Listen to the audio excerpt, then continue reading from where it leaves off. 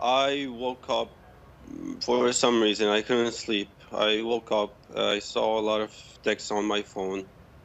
I saw the news. I cried out of joy. I jumped. I thanked God. I don't know. I was overwhelmed.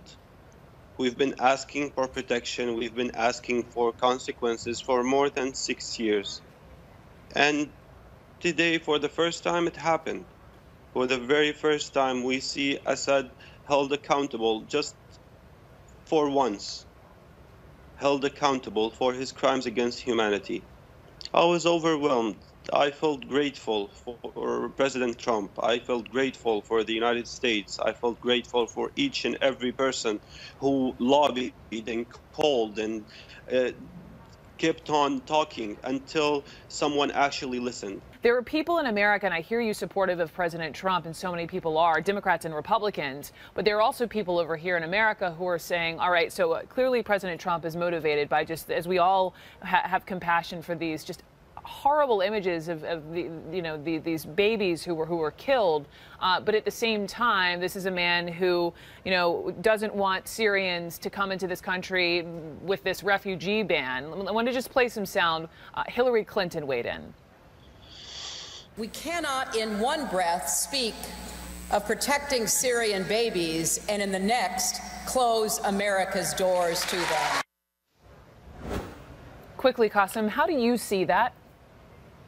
With all due respect, I didn't see each and every person who was demonstrating after the travel ban. I didn't see you 3 days ago when people were gassed to death, when civilians were gassed to death. I didn't see you in 2013 when 1,400 people were gassed to death.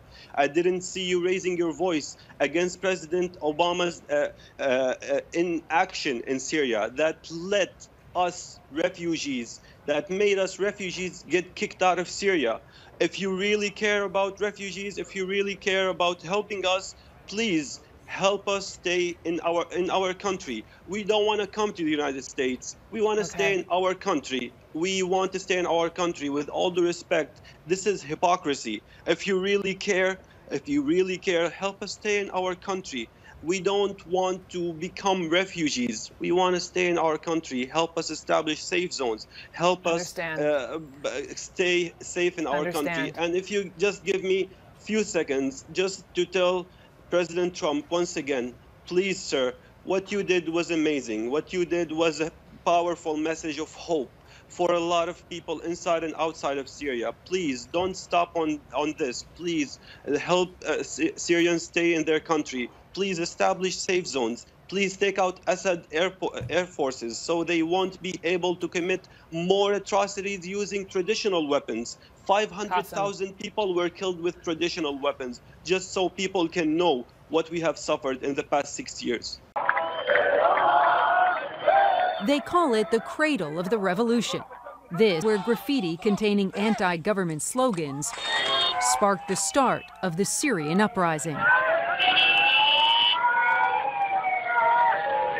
It was March 2011, and more than a dozen children had been arrested for drawing that graffiti. Protesters demanded the release of the children and democratic reforms. It quickly turned violent, with protests spreading and Syrian security forces opening fire on crowds. If it is bombed every day and 1,000 people die, this is our land and we will not leave it. Protesters targeted the government of Syrian President Bashar al-Assad. Militia continued to torture and murder their own people using tanks and surprise raids. I am not the only one whose life has been destroyed or whose husband is missing. Everyone in this country has a missing person or a destroyed home or is displaced. We have been through so much. We have suffered and have come to hate life because of all these problems.